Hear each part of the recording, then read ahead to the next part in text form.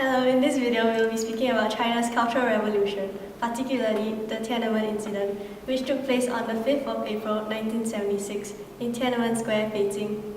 It was a protest against the repression of the regime, nearing the end of the Cultural Revolution. Hello, I'm Lisa. I will be explaining what the Cultural Revolution is and why the people protested and how the government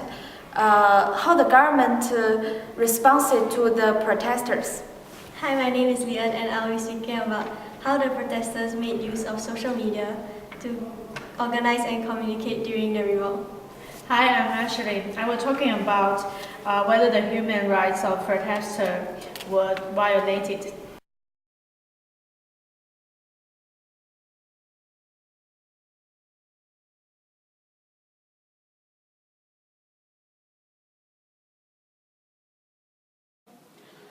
Okay, my part was the Cultural Revolution. Cultural Revolution took place from 1966 to 1976. And the 18th China Republic leader government meeting, the number of Red Guards was increasing rapidly. The Red Guards were groups who were sanctioned by Chairman Mao and his supporters to rebel against the system all over China. Sworn to protect Chairman Mao and his revolutionary line. The Red Guards and other older revolutionary rebels caused havoc and eventually turned against each other. Resulting in great destruction and considerable loss of life. Above all, Red Guards began to abandon traditional thinking, customs, habits, and culture. During the Cultural Revolution, lots of historical relics had been destroyed, and many intellectuals had been persecuted. On 8th January 1976, communities, workers, youth students, peasants, and intellectuals all came to Tiananmen Square to mourn the death of Zhou Enlai. The government announced that the police would quarrel the people who participated in the mourning of the death of Zhou. The Gang of Four consists of Mao Zedong's last wife, Jiang Qing, the leading figure of the group, and her close associates, Yao Wenyuan, Wang Hongwen, and Zhang Zhuoqiao. Violent conflict between the Red Guards and part of the Red Guards and thousands of the protesters. Lots of protesters, especially intellectuals, were beaten, arrested, and cleared out the demonstrations by the army force. Even though the Tiananmen Square was covered by the army force, it still was established the basement of the people bear down the Gang of Four. Tiananmen Square was designed to be an anti-revolution. The government thought that the protesters' chief political baggage was to be a reactionary protest. So they decided to quarrel and contain the protesters. That's all. The Gang of Four effectively controlled the power of Communist Party of China. China through the latter stages of the Cultural Revolution. Even though lots of major decisions were made by Chairman Mao,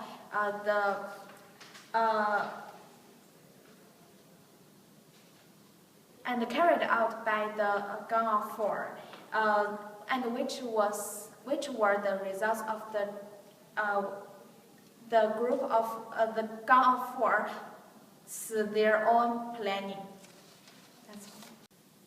On the 4th of April, China's tube sweeping day, more than 2 million of protesters got together in Tiananmen Square to mourn the death of Zhou. Protesters delivered speech. They chastised the gun of force corrupted behaviors, and the speeches were encouraged by the protesters. The protesters were determined to reform the foreign modernizations and the future of our nation as the state. How has social media been used by protesters to organize and communicate? In 1976, few social media platforms existed. Those which encouraged convenient user-to-user interaction, such as Facebook or Twitter, had not been around at that time. In fact, the internet was not commonly used by the general public. However, there are other means of communicating to one another and to a broader audience. The Gang of Four controlled most of China's media, which denounced moderates such as Deng Xiaoping and Zhou Enlil. The Cultural Revolution was a large campaign of massive dimensions. Aside from the general revolutionary high tide that swept China, the period was marked by a large number of sub-campaigns. Indeed, whenever the situation called for a shift in orientation within the bigger structure of the Cultural Revolution, this engineered by setting in motion a new campaign. Often these sub-campaigns came so hard and quickly that propaganda posters had to serve as a main source of information for people. With the country in widespread anarchy, these images, which contain clear and unambiguous indications of what behavior and slogans were acceptable at that particular moment, were seen as more dependable than the media.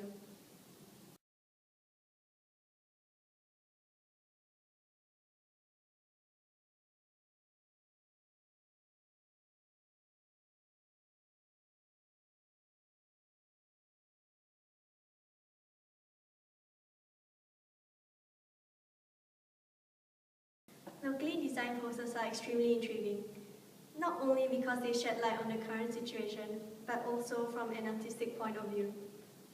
They are often striking in their simplicity of design and coloring, usually done in simple red, white, or black, and are somewhat reminiscent of the block prints made in the war years. As such, they bear witness to the urgency of the times. Have the human rights of protesters been violated? The answer is yes, absolutely. I will explain my opinion to you. Between 1966 to 1976, people at that time could not learn knowledge from school. The college entrance examination was even removed during the decade. The people's right of education was violated. They could learn new things. There were 4 O's they need to obey: old cultures, old habits, and old ideas. Some people who wanted to learn new things would be arrested when they were trying to find new information to study. People had to go to the countryside to do the labor and farming working for several months or even several years, and it was compulsory. The people had no freedom to choose what they desired to do. Liu Shaoqi, the most significant representative victim at that time,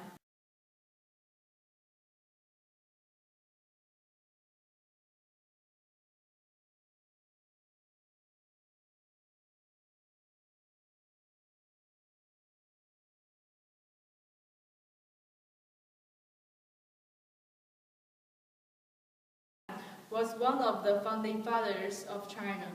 He did nothing, but actually the change he wanted to do was the only correct action at that time.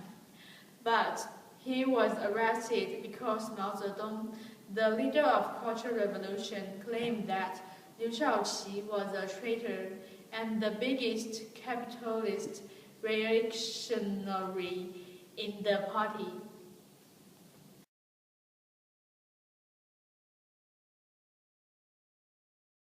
To defend himself before being sent to jail. There was a total lack of human rights for him. From what I have said, we can see that not only was the citizens' human rights taken away, but also the man leaders' rights. As long as the people were trying to raise against or protest, they would be arrested immediately. Their human rights had already been violated when they started to protest. In conclusion, the Cultural Revolution was a significant part of China's history. The precise number of people killed during the incident remains unknown, but it was at least in the hundreds of thousands, perhaps millions. Many of the victims of public humiliation committed suicide as well.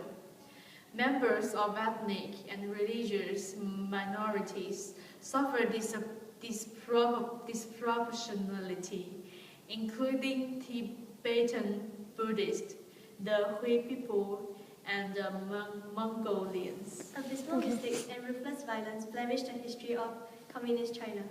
The Cultural Revolution is among the worst of these incidents, not only because of the horrific human suffering caused, but also because so many remnants of that country's great and ancient culture were willfully destroyed.